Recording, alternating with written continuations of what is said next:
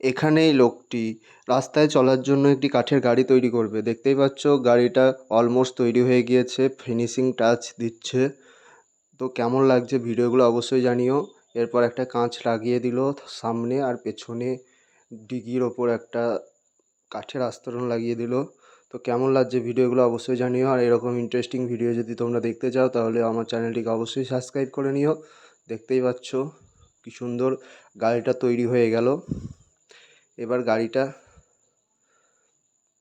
দরজা লাগিয়ে দিল, এবার চলতে শুরু করলো। দেখতেই পাচ্ছ কি সুন্দর লাগছে দেখতে,